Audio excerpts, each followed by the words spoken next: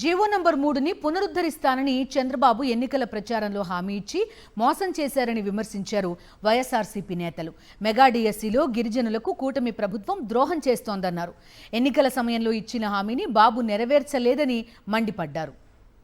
GO number 3ని 100% ప్రభుత్వం అధికారంలోకి వచ్చిన వెంటనే పునరుద్ధరిస్తాను.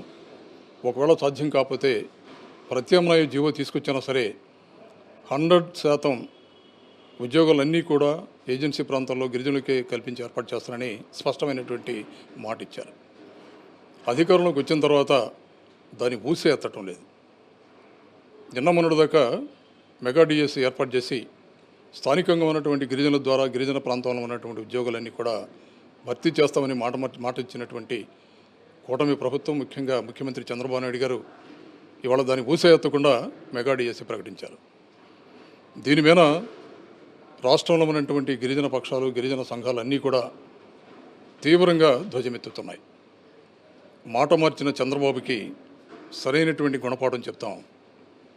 ఎన్నికల సందర్భంగా మాయమాటలతో అమలు కాని హామీని ఇచ్చినటువంటి ముఖ్యమంత్రి ఆ గిరిజన ప్రజానీకాన్ని, గిరిజన ప్రాంతాలని తీవ్రంగా మోసానికి గురి చేశాడు. లో ఉన్నటువంటి గిరిజన ప్రాంతంలో నివసిస్తున్నటువంటి ఆదివాసీ బిడ్డలందరికీ కూడా 100కి 100% కూడా ఉద్యోగ అవకాశాలని కల్పించాలి అని చెప్పినప్పుడు మరి ఆ రోజు ఇప్పుడున్నటువంటి గౌరవ ముఖ్యమంత్రి వర్యులు మరి చంద్రబాబు నాయుడు గారు అబద్ధాల హామీ చెయ్యలేము అని తెలిసినప్పటికీ కూడా చేస్తాను అని వారు ముందుకెళ్ళి మరి హామీ ఇవ్వడం జరిగింది. మరి ఈరోజు చూస్తూ ఉంటే వారి యొక్క బర్త్డే సందర్భంగా రాష్ట్రంలో ఉన్నటువంటి యువతులకు ఈరోజు మెగా డిఎస్సీని 16,000 నేను ఇస్తున్నానని మరి మొన్న విడుదల చేశారు.